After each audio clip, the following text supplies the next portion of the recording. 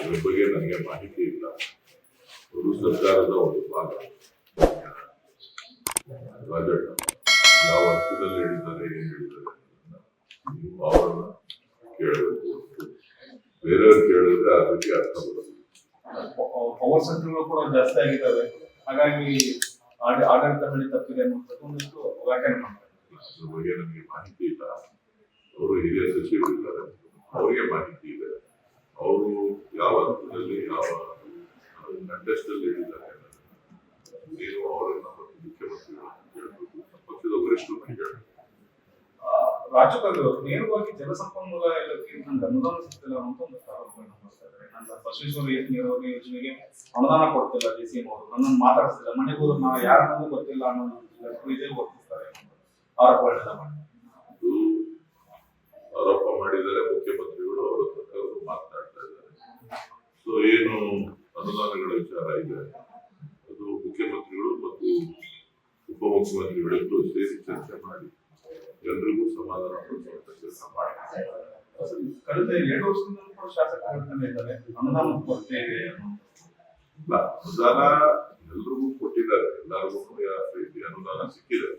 ಆದ್ರೆ ನೀರಾವರಿ ಇಲಾಖೆಯಲ್ಲಿ ಸಾಕಷ್ಟು ಹೆಚ್ಚು ಹಿಂದಿನ ಸರ್ಕಾರದಲ್ಲೇ ಅನುದಾನಗಳ ಅನುಮೋದನೆ ನೀಡಿರೋದ್ರಿಂದ ಕಾಮಗಾರಿಗಳಿಗಾಗಲೇ ಸಾಕಷ್ಟು ತಗೊಂಡಿರೋದ್ರಿಂದ ಎಲ್ಲಾ ಯೋಜನೆಗಳು ಕೂಡ ಕನಿಷ್ಠ 300 ಕೋಟಿ 500 ಕೋಟಿ 1000 ಕೋಟಿ ಈ ರೀತಿ ಒಂದೊಂದು ಯೋಜನೆಗೂ ಕೂಡ ಬರುತ್ತೆ. ಸೊ ಈ ರೈತ ದೃಷ್ಟಿಯಿಂದ ಎಲ್ಲರೂ ಕೂಡ ಸಮಾಧಾನ ಪಡಿಸಬೇಕು, ಆ ಕೆಲಸ ನಡೀತಾ ಇದೆ. ಗ್ರಾಮಾಂತರ ರಾಮನಗರದಲ್ಲಿ ಸಂಪನ್ಮೂಲ ಇಲಾಖೆ ಹೆಚ್ಚಿನ ಅನುದಾನಗಳನ್ನು ಕೊಡಲಾಗಿದೆ.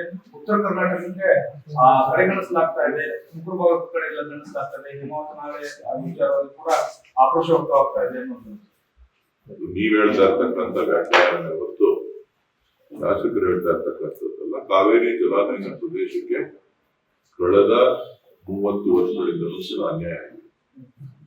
ಏನು ಕಾವೇರಿ ಟ್ರಿಬ್ಯುನಲ್ ಕೇಸ್ ಇದ್ದಿದ್ರಿಂದ ಹೆಚ್ಚಿನ ಅನುದಾನಗಳಾಗಿ ನೀರಿನ ಸದ್ಬಳಕೆ ಮಾಡಿಕೊಳ್ಳತಕ್ಕಂಥದ್ದಕ್ಕೆ ಸಾಧ್ಯ ಆಗಿರಲಿಲ್ಲ.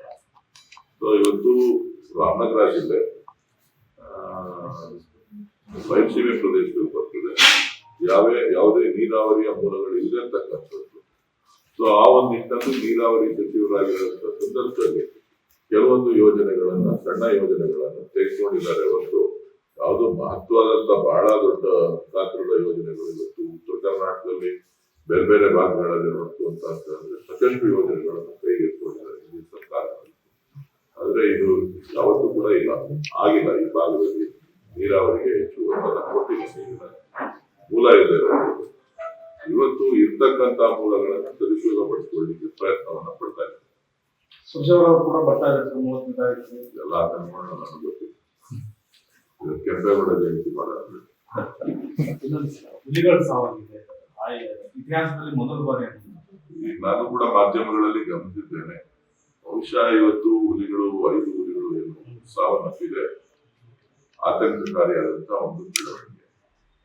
ಬಹುಶಃ ವನ್ಯಜೀವಿಗಳಿಂದ ಎಲ್ಲರಿಗೂ ಕೂಡ ಒಳ್ಳೆಯದಾಗ್ತದೆ. ಸೊ ಅದರ ಕೆಲವೊಂದಷ್ಟು ಮಾನವ ಸಂಘರ್ಷಗಳಾದ್ರೂ ಕೂಡ ಅದನ್ನ ರಕ್ಷಣೆ ಮಾಡ್ಬೇಕಾಗ್ತಕ್ಕಂಥದ್ದು ನಮ್ಮೆಲ್ಲರ ಆಸೆ ಕರ್ತವ್ಯ.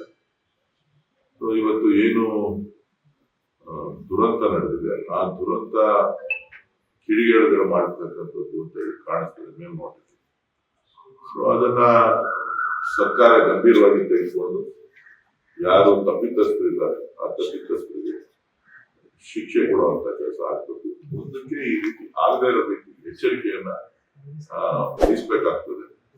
ಸೊ ಆ ವಹಿಸುವ ದೃಷ್ಟಿನಲ್ಲಿ ಅರಣ್ಯ ಅಂಚಿನಲ್ಲಿರ್ತಕ್ಕಂಥವ್ರಿಗೆ ತೊಂದರೆನೂ ಆಗ್ತದೆ, ಸಾರ್ವಜನಿಕರಿಗೆ ಅಲ್ಲಿರ್ತಕ್ಕಂಥದ್ದು ಅದನ್ನು ಕೂಡ ಗಮನಿಸಿ ವಿಶ್ವಾಸವನ್ನ ಮೂಡಿಸುವಂತ ಕೆಲಸ ಆಗ್ಬೇಕು, ತಿಳುವಳಿಕೆ ಅರಿವು ಮೂಡಿಸುವಂತ ಕೆಲಸ ಆಗ್ಬೇಕು. ಲೇಟೆಸ್ಟ್ ಹಾಗೂ ಇಂಟ್ರೆಸ್ಟಿಂಗ್ ಸುದ್ದಿಗಳಿಗಾಗಿ ಬಾಸ್ ಟಿವಿ ಕನ್ನಡ ಚಾನೆಲ್ನ ಸಬ್ಸ್ಕ್ರೈಬ್ ಮಾಡಿ, ಹಾಗೆಯೇ ಬೆಲ್ ಐಕಾನ್ ಪ್ರೆಸ್ ಮಾಡಿ. ಇದರ ಜೊತೆಗೆ ಫೇಸ್ಬುಕ್, ಇನ್ಸ್ಟಾಗ್ರಾಮ್, ಎಕ್ಸ್ನಲ್ಲೂ ಮಿಸ್ ಮಾಡದೆ ಫಾಲೋ ಮಾಡಿ.